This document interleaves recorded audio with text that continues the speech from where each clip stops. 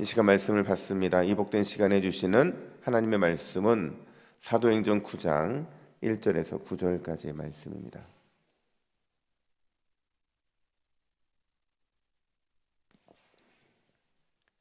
신약성경 200면에 있는 사도행전 9장 1절에서 9절까지의 말씀, 추적자이신 하나님이라는 제목으로 오늘 말씀을 받겠습니다. 우리 1절부터 교독합니다. 사울이 주의 제자들에 대하여 여전히 위협과 살기가 등등하여 대제사장에게 가서 다메섹 여러 회당에 가져갈 공문을 청하니, 이는 만일 그 도를 따르는 사람을 만나면 남녀를 막론하고 결박하여 예루살렘으로 잡아오려 함이라. 사울이 길을 가다가 다메섹 가까이 이르더니 호련히 하늘로부터 빛이 그를 둘러 비추는지라. 땅이 엎드려져 들음에 소리가 있어 이르시되, 사울아 사울아 내가 어찌하여 나를 박해하느냐 하시거늘, 대답하되 주여 누구시니이까? 이르시되 나는 내가 박해하는 예수라. 너는 일어나 시내로 들어가라. 내가 행할 것을 내게 이를 자가 있느니라 하시니, 같이 가던 사람들은 소리만 듣고 아무도 보지 못하여 말을 못하고 서 있더라. 사울이 땅에서 일어나 눈을 떴으나 아무것도 보지 못하고 사람의 손에 이끌려 다메섹으로 들어가서 함께 했습니다. 사흘 동안 보지 못하고 먹지도 마시지도 아니하니라. 아멘. 영국 사람인데요, 프랜시스 톰슨이라는 사람이 있습니다. 이 사람의 아버지는 의사였는데 아버지의 마음에는 아들이 성공했으면 좋겠는 거예요. 그래서 가장 먼저 이 아들을 목회자를 만들기 위해서 신학교로 진학을 시킵니다. 근데 이 톰슨의 입장에서는 신학교 너무 마음에 들지 않는 거예요. 적성에 맞지 않았던 거죠. 그래서 그만두고 나와요. 이번에는 아버지가 자신의 아들을 자신처럼 의사로 만들고 싶어서 의대에 진학을 시키게 됩니다. 근데 또 생활하다 보니까 거기 또 마음에 들지 않는 거예요. 적성에 맞지 않는 거죠. 이렇게 살다가는 도저히 이제 아버지의 뜻대로만 살다가 끝날 것 같아서 도망치게 돼요. 집에서 나와서 이곳저곳을 헤매다 보니까 결국에는 이제 런던의 한 시내의 노숙자가 되게 되는데, 노숙자로 지냈으면 상관이 없는데 거기서 마약도 하고 매춘도 하고 심지어 이제 살아야 되니까 성냥을 팔고 신문을 팔면서 완전히 밑바닥 인생을 살아가게 된다는 거죠. 이렇게 생활을 하면서도 그가 이제 이때의 삶들을 좀 정리하고 싶어서 그냥 끄적끄적하면서 글을 남기게 되는데, 이제 그게 이제 나중에 시가 됩니다. 근데 그 시를 어떤 출판사 사장이 발견을 하고 이제 책으로 출판하게 되는데, 그 시집의 이름이 천국의 사냥개라는 그런 제목으로 나오게 된다는 거죠. 근데 핵심은 뭐냐면 이 책의 내용이 이런 내용이에요. 우리는 결코 하나님의 임재로부터 도망칠 수 없다. 하나님은 우리를 내버려 주지 않으신다. 우리가 하나님께 등을 돌리고 달아난다 해도 하나님은 천국의 사냥개처럼 우리를 끝까지 추적하신다. 이게 이제 한글로 제가 번역을 하니까 이렇게 됐지, 이 시대의 대부분은요, 그러니까 마치 하나님을 천국의 사냥개처럼 끝까지 쫓아가는 사냥개처럼 그렇게 묘사해주고 있다는 거예요. 그리고 오늘 본문에서도 하나님은 천국의 사냥개처럼 한 사람의 인생을 아주 집요하게 추적하시는데요, 하나님으로부터 추적을 받고 있는 사람이 누굴까요? 바로 사울입니다. 우리가 알게 되는 바울이라는 그 사울인데요, 사울에 대해서 오늘 본문은 이렇게 표현해요. 우리 1절 말씀을 같이 읽습니다. 시작. 사울이 주의 제자들에 대하여 여전히 위협과 살기가 등등하여 대제사장에게 가서. 그러니까 사울이 가지고 있었던 이 기독교에 대한 적대감은요, 정말 대단했던 것 같아요. 그래서 오늘 본문에서 위협과 살기가 등등했다는 말을 다른 말로 바꿔 말하면 살인을 불사할 정도의 열정이었다라는 겁니다. 그래서 오늘도 보면 이제 그 당시에 종교 지도자들이었던 특별히 대제사장이 가서 공문을 달라고 그래요. 어떤 공문이냐면 당신들이 통제하고 있는 이 회당 지역에 있는 회당들에서 우리가 누군가를 체포할 수 있는 공문을 주고, 그리고 군사들도 달라고 해서 함께 다메섹으로 가게 됩니다. 근데 문제는 다메섹으로 가던 바로 그때에 톰슨이 상징적으로 표현했던 것처럼 천국의 사냥개와 같은 하나님이 사울을 추적해 오셨다라는 거예요. 아마 이때를 위해서 하나님은 계속해서 기다리셨던 것 같아요. 그래서 추적하셔서 그를 만나시는데 이 만남의 장면이요, 그냥 일반적인 만남의 장면이 아니라 하나님이 그를 얼마나 사랑하시는지에 대한 두 가지의 사랑의 추적자의 모습을 보여주고 있다는 거죠. 그 첫 번째가 뭐냐? 포기하지 않으시는 하나님의 집요한 사랑이라는 거예요. 여러분, 하나님의 사랑은 결코 포기하지 않는 집요한 사랑인 줄로 믿습니다. 오늘 본문에 보면 어떤 모습으로 그렇게 찾아오시냐면 빛과 소리였어요. 이런 빛과 소리는 이제 구약 사람들은 다 알고 있었어요. 이게 하나님의 임재를 상징하는 거거든요. 그러니까 사울이 그걸 알았을 거예요. 구약에 너무나도 해박했던 구약 박사였던 사울의 입장에서는 빛이 등장하고 소리가 등장하니까 이게 하나님의 임재라는 것을 깨닫고는 이렇게 반응합니다. 4절 상반절 보니까 땅에 엎드려져 이렇게 말하고 있어요. 이게 그 히브리어 시제를 보면 능동태거든요. 능동태라는 건 뭐냐면 본인 스스로 무엇인가를 인식하고 엎드렸다는 거예요. 무엇인가에 압도되어서 엎드렸다는 거죠. 그 압도된 게 바로 빛과 소리였다라는 거죠. 그러니까 그는 하나님이 자신에게 찾아온 것을 너무나도 잘 느꼈다는 거예요. 자신이 그렇게도 열심히 섬기던 하나님, 그분이 자신을 찾아왔으니까 이제 그분에게 어떤 메시지를 들을 준비로서 엎드려져 있었던 거죠. 근데 바로 그때 자신이 전혀 예상하지 못했던 뜻밖의 음성을 듣게 되는데 우리 4절 하반절 말씀을 같이 읽습니다. 시작.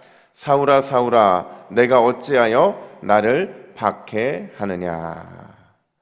여러분, 사울이 아마 깜짝 놀랐을 거예요. 왜냐하면요, 지금 하나님께서 이 사울이라고 하는 사람의 이름을 부르고 계시잖아요. 히브리인들에게서 이름을 부른다는 것은요, 그의 인생을 안다는 의미예요. 그것도 한 번 부른 게 아니라 몇 번 불러요? 2번에 걸쳐서 사울아 사울아.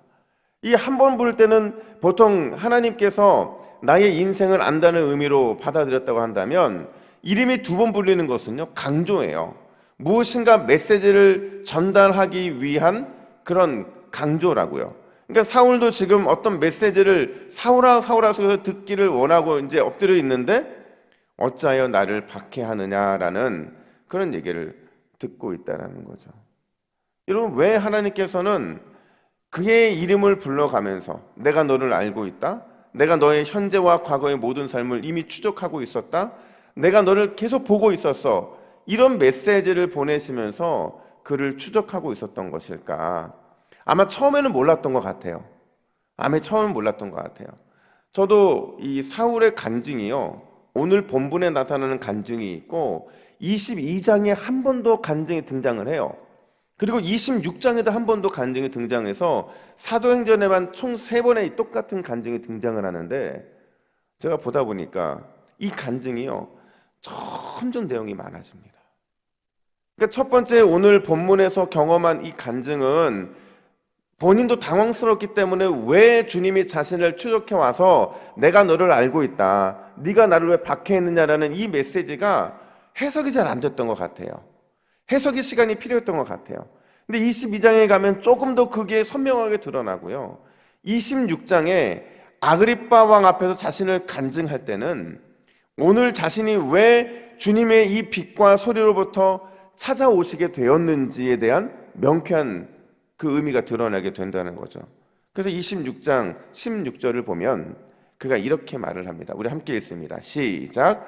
일어나 너희 발로 서라. 내가 내게 나타난 것은 곧 내가 나를 본 일과 장차 내가 내게 나타날 일을 너로 종과 증인을 삼으려 함이니. 아멘. 여러분, 하나님이 사울을 추적한 이유가 뭐예요? 너로 종과 증인을 삼기 위해서였다는 거죠. 그러니까 예수 그리스도의 종, 그분의 증인 삼기 위해서 지금까지 추적해 오셨다는 거예요. 박해자를 증인으로 만드시기 위해서 예수님은 참으셨고 기다리셨고 결국에는 그를 구원에 내고야 마셨다는 거죠. 그런 의미에서 주님의 추적은요, 사랑의 추적이에요. 기다림의 추적이라는 거죠. 저는 늘 그런 마음을 갖고 있어요. 여러분, 신앙생활의 핵심은 뭐냐면요, 기다림과의 싸움입니다. 기다림과의 싸움인데, 내가 주님의 기다림을 인식하든 인식하지 못하든 그 기다림에서 승리하는 사람이 믿음이 자랄 수밖에 없다는 거예요. 사울을 사랑과 기다림으로 추적하신 그 예수님이요, 그 하나님이 여전히 우리 인생에도 사랑과 기다림으로 우리를 추적하고 계시거든요. 근데 우리는 기다리지 못하죠. 그런데 우리는 그 주님의 기다리심을 인식하거나 믿지 못하고 있다는 거죠. 늘 뭔가 쫓겨 살고 있고, 쫓겨 살다가 내 뜻대로 되지 않으니까 낙심하고, 또 고난 때문에 무너지고, 그러면서 하나님의 임재를 경험하지 못하면서 과연 하나님이 내 삶을 주관하고 계신가? 하나님 우리의 가정을 붙드시고 계신가?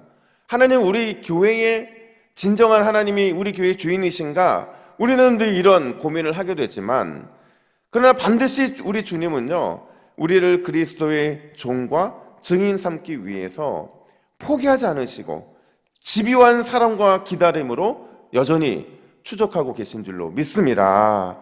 그러니까 우리는 기도할 때마다 그걸 느껴야 돼요. 주님이 우리의 가정을 포기하지 않으신 줄로 믿습니다. 나를 포기하지 않으신 줄로 믿습니다. 우리의 상황과 가정을 포기하지 않으신 줄로 믿습니다. 여전히 집요한 주님의 사랑의 추적, 그 추적이 우리의 삶에 있는 줄로 믿사오니 내가 그것을 경험케 하여 주시옵소서. 느끼게 해달라는 기도의 그 고백이 우리의 기도를 깨우고 우리의 삶을 더욱 주님 앞으로 한 걸음 나아가게 만드는 줄로 믿습니다. 그래서 오늘도 포기하지 않으시는 그 집요한 주님의 사랑과 기다림을 기도하며 느끼게 된 저와 여러분 되기를 간절히 축복합니다. 뿐만 아니라 두 번째로 하나님의 손만 붙들게 하시는 사랑, 그 사랑을 오늘 보여주고 있다는 거죠. 여러분, 저는 사울을 볼 때마다 배우고 싶은 게 하나가 있어요. 그게 뭐냐면 집요함입니다. 한 번 집요하면 아주 이 집요함이 강하다 보니까 끝을 보고야 마는 사람이에요. 뭐 하나가 꽂히면 그 집요함 때문에 살인도 불사하는 사람이잖아요. 한 번 붙잡으면 절대 놓지 않죠. 근데 그가 붙잡았던 게 뭐예요? 율법이었고 유대 전통이었고 종교적인 신념이었어요. 너무 이것에 너무 충만하다 보니까 자신이 스스로 옳다고 여기는 이것만 붙잡고 자기의 옳음과 다른 것에 대해서는 극렬하게 반대하는 모습을 그가 보였다는 거죠. 그러니까 집념이 강한 건 참 좋은데 방향이 맞지 않으면 이런 모습을 드러낼 수밖에 없다는 거죠. 여러분, 그랬던 사울을 주님이 어떻게 만지시느냐? 8절 말씀 보세요. 우리 8절 같이 있습니다. 시작. 사울이 땅에서 일어나 눈을 떴으나 아무것도 보지 못하고 사람의 손에 끌려 다메섹으로 들어가서. 아멘. 앞을 보지 못하는 처지가 된 거예요. 근데 이것도 비참하죠. 근데 더 비참한 건 뭐냐면 앞장섰던 사람이거든요. 자신의 뒤에는 군사들을 끌고 다메섹에 있는 많은 회당에 들어가서 믿는 예수님을 믿는 자들을 끌어오려고 앞장섰던 사람인데 지금 그들의 손에 이끌려 가고 있는 사울의 이 모습은 그의 비참함이 얼마나 심한지를 보여주고 있는 거죠. 심지어 그가요, 9절에 보면 며칠 동안 보지도 못하고 먹지도 못하고 마시지도 않았다고 말하고 있죠. 사흘 동안. 사흘이면 뭐 생각나는 거 없으세요? 예수님이 죽으셨다가 사흘 만에 부활하셨잖아요. 이 말은 무슨 얘기냐면 그 역시도 깊은 죽음과 같은 것을 경험하고 있었다는 거예요. 너무 비참했다는 거죠. 과연 이 사흘 동안 그가 무슨 생각을 했을까요? 아마 수많은 생각들이 막 지나갔을 거예요. 어쩌면 이 사흘이라는 이 시간이 보여주는 것처럼 그의 이 사흘 속에는 예수님이 무덤에 있었던 그 시간이 떠올랐을 수도 있었을 것 같아요.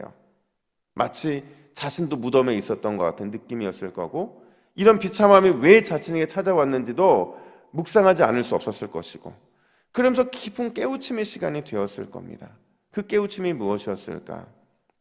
율법도, 유대 전통도, 종교적인 신념도 아무런 쓸모가 없다는 거예요. 내 눈 하나 뜨게 할 수 없는 그 율법 전통도 또 종교적인 신념도 아무런 쓸모가 없다는 것을 그가 인정할 수밖에 없었다는 거죠. 이게 나중에 어떻게 변하게 되냐면 자신의 인생을 돌아보면서 모든 것을 배설물로 여겼다. 이 말을 할 수 있었던 거는 바로 여기가 시작점인 거죠. 그리고는 오직 하나님의 손만 붙들게 되었다라는 거예요. 그러니까 우리가 어떻게 할 수 있냐면 내일 본문에 살펴보겠지만 11절 하반절에 보면 이 3일 동안 그가 뭘 했는지 이렇게 표현하고 있습니다. 우리 함께 11절 하반절 있습니다. 시작. 다섯 사람 사울이라 하는 사람을 찾으라. 그가 기도하는 중이니라. 아멘. 사울이 뭐 했다고요? 기도하고 있는 중이라고 주님께서 지금 이 말씀을 전하고 있는 거예요. 그러니까 3일 동안의 비참함의 결과가 뭐냐면 결국 기도였다는 거죠. 하나님만 붙잡는 것, 그게 그가 선택한 마지막 비참함의 결과였다는 거예요. 여러분, 하나님은 사울을 추격해서 그의 손에 들고 있던 그 모든 집념의 모든 것들을 내려놓게 하시고 하나님만 붙들게 하셨습니다. 이게 하나님의 사랑의 특별한 메시지라는 겁니다. 여러분, 우리의 삶에서 일어나는 많은 일들 가운데 우리가 싫어하는 것들 많잖아요. 고난도 싫어하는 것이고 또 삶의 여러 가지 내 뜻대로 되지 않는 것도 싫어하는 것이고, 이런 것들을 하나님 왜 우리에게 주셨을까 생각해 보면 하나님의 사랑을 표현하고 있는 거예요. 어떤 사랑이요? 나만 붙잡으라는 거죠.